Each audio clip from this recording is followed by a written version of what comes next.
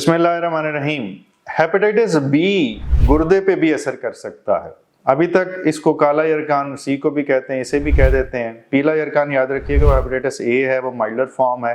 लेकिन ये A B और सी कुछ हमारी सोसाइटी में मिक्स हो जाता है। मुख्तलिफ लोग इसको काला यरकान कह देते हैं, कोई बी को कोई सी को। अच्छा, अगर किसी को हेपेटाइटिस बी है तो उसके साथ गुर्दे के अंदर से प्रोटीन की लीकेज का आना ये एक मुमकिन अमल है। और इसका आम मरीज को कैसे पता चलेगा? यूरिन के अंदर यानी पेशाब के अंदर झाग के आने से पहली चीज़ जो सी है वो शक पड़ती।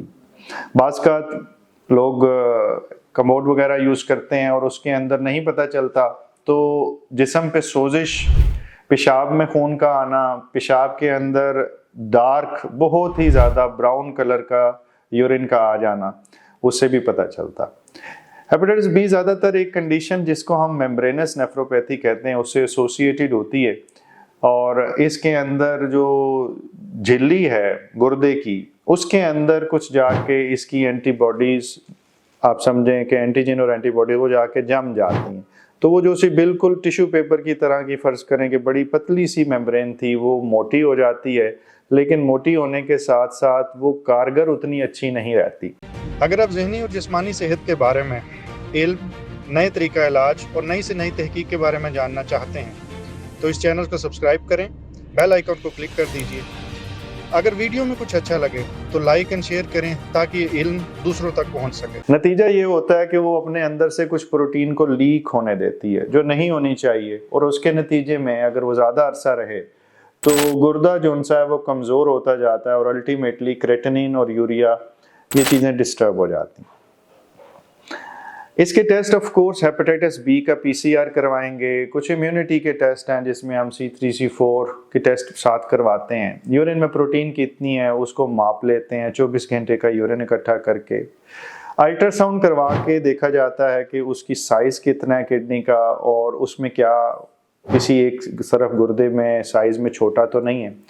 और अगर साइज़ ठीक हो और बाकी चीज़ें जो उनसी हैं वो इसी तरफ इशारा कर रही हों तो फिर गुर्दे का सैंपल लिया जाता है, गुर्दे की बायोप्सी ली जाती है। जब ये तशख़ीस कंफर्म हो जाए तो उसके बाद फिर इसकी ट्रीटमेंट की बारी आती।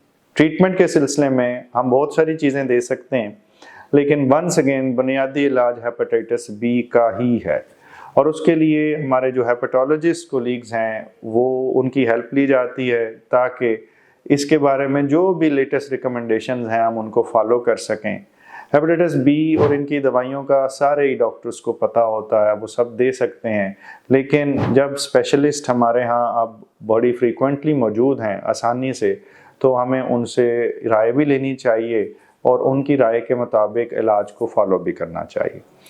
तो इस कंडीशन के अंदर हेपेटोलॉजिस्ट का भी रोल कुछ ना कुछ ज़रूर होगा, लेकिन जो गुर्दे के लिहाज से है वो नेफ्रोलॉजिस्ट अपना रोल प्ले करेंगे। और गुर्दे में जो प्रोटीन लीक हो रही है, जो डैमेज हो चुका है, उसे रिवर्स करने के लिए कुछ दवाइयाँ इस्तेमाल की जाएंगी। स्टेरॉइड का इस्तेमाल इसमें थोड़ा सा अवॉइड किया जाता है। हेपेटाइटिस बी थोड़ा सा बुरा मान जाता है, फैल सकता है, तो इस वजह से इम्यूनिटी को ठीक रखने की कोशिश की जाती है, लेकिन मजबूरी में इसको इस्तेमाल किया जा सकता है। अल्लाह ताला आपको मुकम्मल ज़िंदगी दे, वो दूसरों की ज़िंदगी मुकम्मल करने का शर्फ अता करे। शुक्रिया।